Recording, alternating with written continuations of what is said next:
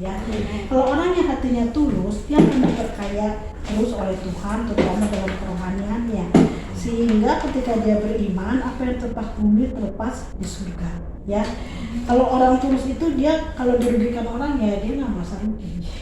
Kalau dia disakiti orang, ya dia merasa orang itu ya nggak apa-apa lah nyakitin saya, orang itu miskin rohani, ya. Jadi semuanya selalu dikembalikan kemuliaan hanya bagi Allah, ya.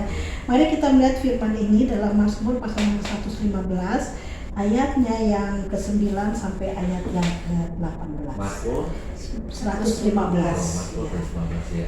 Ayat yang ke-9 sampai ayat yang ke-18. Saya bacakan ya.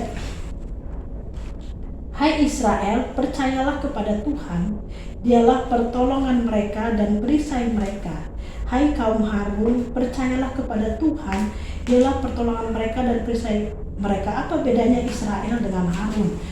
Bukankah Harun juga bangsa Israel? Israel bicara tentang janji Tuhan yang melahirkan berkat yang besar, ya, sehingga menjadi suatu unity.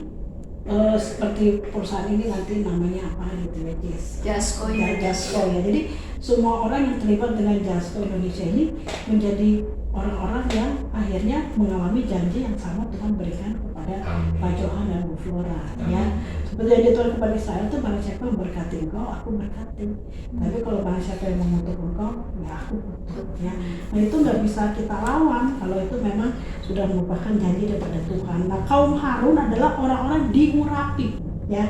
Kayak saat ini Evan, Cynthia, dan Michelle tuh diurapi khusus. Nanti sebentar lagi habis firman ada doa khusus lagi buat Cynthia. Jadi betul-betul itu kalau kaum Harun itu kalau kita pendoa lihat mereka tuh jubahnya itu ungu dalam keadaan tertentu saat mereka harus mengambil keputusan, keadaan terdesak, ada bahaya datang, mereka dikasih jubah ungu.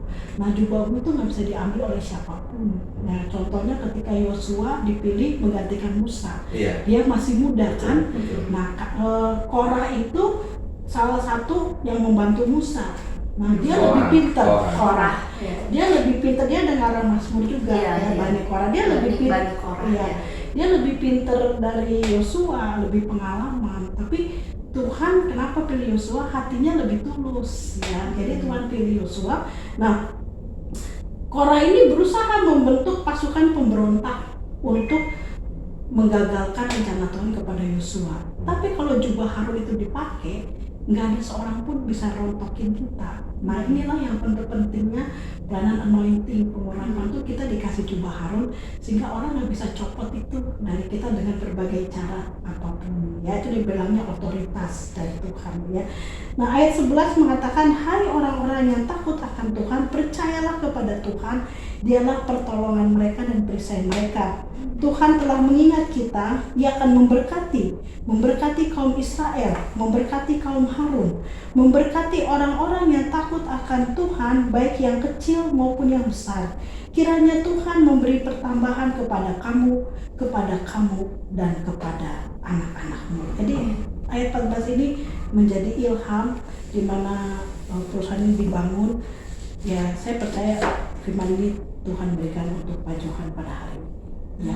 Kalau kita melihat dari ayat yang pertama kita baca sampai kepada ayat 14 pasti ada perjalanan waktu yang akhirnya Tuhan bicara, hai Israel, percayalah kepada Tuhan.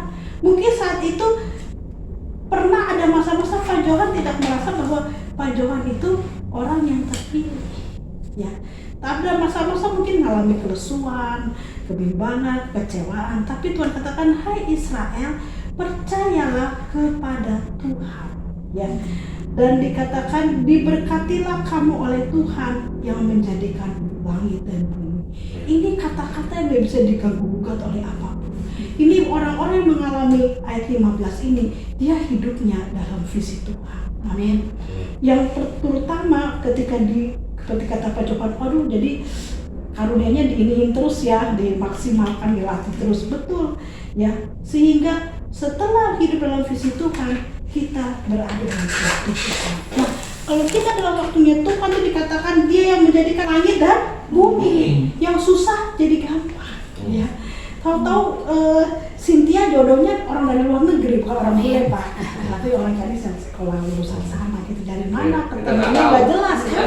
Nah itulah kalau Tuhan yang menjadikan langit dan bumi ya, yang nggak jelas tapi jadi pasti di hadapan Tuhan. Ayat 16 mengatakan langit itu langit kepunyaan Tuhan dan bumi itu telah diberikannya kepada anak-anak manusia. Jadi sangat bodoh kalau ada orang yang masih mengecilkan arti kebesaran nama Tuhan dalam kehidupannya. Amin. Ya. Orang-orang yang mengecilkan arti nama Tuhan dalam kehidupannya pasti mohon maaf.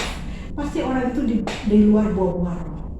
Orangnya nggak sabar, orangnya pendendam, ya, orangnya serakah, ya, orangnya seneng lihat orang jatuh. Biasanya ya seperti pengalaman saya begitu ya kalau pelayanan. Jadi memang benar kalau hidup dalam bawah roh, firman Tuhan katakan tidak ada hukum yang menentang hal-hal itu. Kesabaran, kemurahan, penguasaan diri. Hukum mana? Hukum manusia juga bisa kalah kadang-kadang sama hukum Tuhan ya. Jadi kekuatan buah roh itu mengatakan tidak ada hukum yang menentang hal-hal itu. Amin ya. Saya ketemu Michelle ini, anak saya sampai bilang, aduh Ma, itu kayak artis katanya gitu ya. Dia nggak mau bicara udah sama Michelle. Kayaknya Michelle orangnya sombong katanya gitu ya. Tapi ternyata ada kecocokan. Anak saya suka desain, dia suka bikin logo-logo lambang perusahaan, udah suka disewa orang gitu ya bikin logo itu. Ternyata Michelle juga ada di bidang kayak desain begitu. Jadi kalau cocok, ternyata nggak nyangka kalau Michelle orangnya seneng ngobrol gitu ya. Nah itulah ya Tuhan itu bisa menjadikan segala sesuatunya menjadi salah satu jemaat dalam kasih Tuhan. Amin ya. Musuh kita juga bisa jadi satu jemaat di kasih Tuhan, tapi tergantung orang itu gitu loh. Mau dijadikan kawan sekerja Allah atau mau di luar dari pekerjaan Tuhan ya. Jadi ayat 17 mengatakan dalam Mazmur pasal 115, bukan orang-orang mati akan memuji Tuhan dan bukan semua orang yang turun ke tempat sunyi. Artinya apa? Orang yang suka ngomel, orang yang suka gak bisa ngilangin duka, kalau susah move on, itu gak ada bagian di dalam pekerjaan puji-pujian di hadapan Tuhan ya. Jadi damai sejatanya jauh ya. Jadi harus cepat move on ya. Jadi mantap putus cinta atau ada gak cepat move on ya, supaya apa? Kemuliaan Tuhan itu terus dinyatakan dalam hidup kita ya. Ayat 18 mengatakan tetapi kita akan memuji Tuhan sekarang ini dan sampai selama-lamanya. Haleluya. Ayat 18 ini saya percaya diteguhkan di tempat ini berarti apa? Selalu ada karya Tuhan. Amin. Karya Tuhan itu rancangan dan dasar kemenangan. Amin. Tinggal kita maksimalkan iman kita. Amin. Ya. Seperti itu, dan saya percaya semua yang di tempat ini, terutama keluarga Pak Jawa di Bogor, adalah orang-orang yang sudah diurapi Tuhan, memiliki pikiran Kristus. Artinya asal pikirannya jadi iman, itu Tuhan bisa buat jadi. Amin. Karena Tuhan yang menjadikan langit dan bumi. Amin. Amin. Cukup dengan firman atau masih penasaran lagi? Cukup ya, puji Tuhan, sampai di sini.